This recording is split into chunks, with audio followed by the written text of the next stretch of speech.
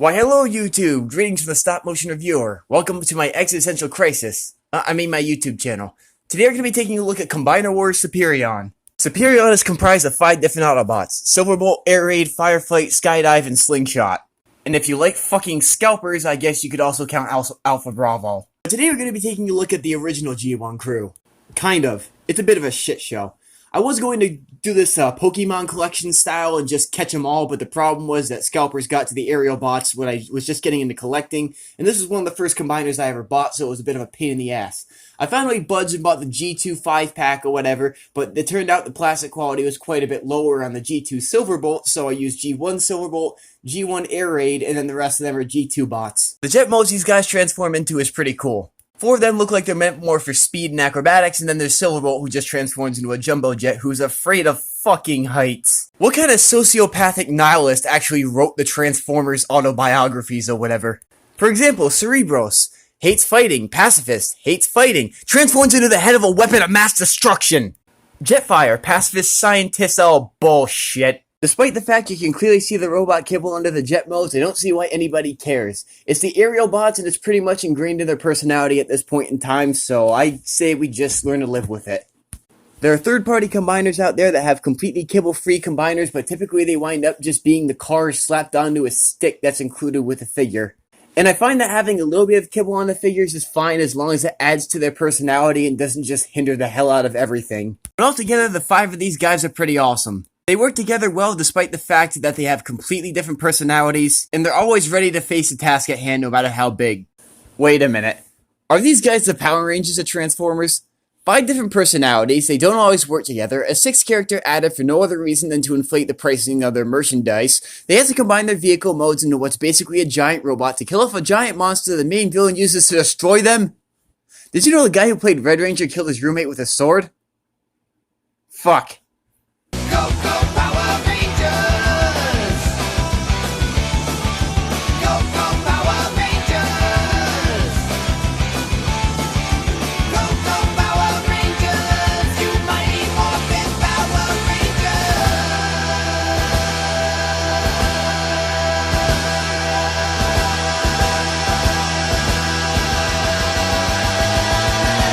Despite the level of uniformity among the individual bots, the figures manage to look like a diverse team. Quickspringer looks reckless, Air Raid looks like a daring warrior, and Silverbolt looks like he's apparently afraid of fucking heights!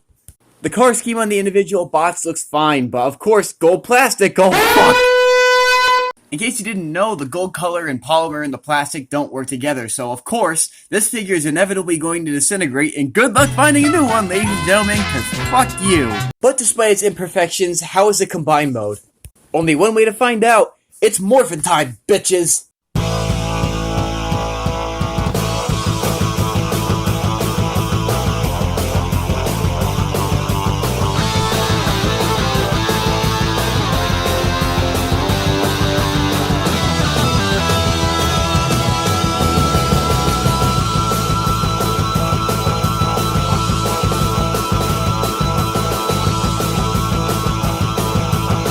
I'm telling you, in terms of Combiner Wars being sloppy second repaints of everything ever, this is literally our Lord and Savior of fucking Combiner Wars. And while the individual aerial boss transformation is cool, the transformation on Silverbolt is fucking genius! Who ever thought of flipping the figure upside down and using his arms as shins? The design team on this figure blew my fucking mind. There's just one problem. The hands and the feet. Fuck. I think the lazy eyebrow reviewer said it best. Hand, foot, and mouth disease. These ideas were cool at a time, don't get me wrong, but today, they don't look good. And what is so difficult about manufacturing some real feet and real fists? They don't have to open and close, just put a little bit of foot tilt in there, will ya? Not only that, but the feet are absolutely tiny. I mean, this is 5 bots in 1. Do you really expect me to believe that these things are gonna hold up this gestalt made up of 5 airplanes? For a combiner that was brought out in a time where everything was lazy repaints and everything else, the amount of posability on this figure is off the damn scale. While he's definitely not pulling off any perfect Iron Man pose or anything like that, I can say that he can pull off some dynamic poses of him that make him look like an imposing kick-ass combiner. So in a nutshell, everything about this figure I love to death, except for the hands and feet and the abysmal plastic quality. Is Combiner Wars Superion really worth getting though? This is where the problems start to come into play.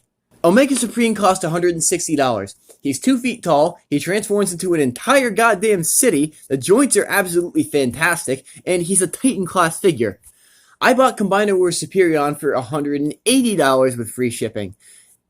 It doesn't make any sense to me because Combiner Wars Superion, let's face it, he's relatively undersized for a combiner. I mean, for God's sake, Commander class Jetfire has a good solid inch of height on top of Combiner Wars Superion. How does 5 bots in 1 somehow equal 1 Commander class figure that costs $100 less, even at its peak retail value? I would say this, if you can find it through a trustworthy secondhand buyer on eBay, then go for it. If you can't find him anywhere for below $150 or whatever, I can't really say that I'd recommend paying the price for it. There are knockoffs out there which probably have the same quality level of plastic. So if worse comes to absolute worse, I would hate to say it, but just get the knockoff, because the amount that you would spend on a retail combiner, it just isn't worth it. Despite the fact that I overpaid for him, I'm always gonna love him. He's my first combiner, and he's by far the best combiner I've ever bought in my life. But anyways, this has been the Stop Motion Reviewer, and I'll see you in the next review.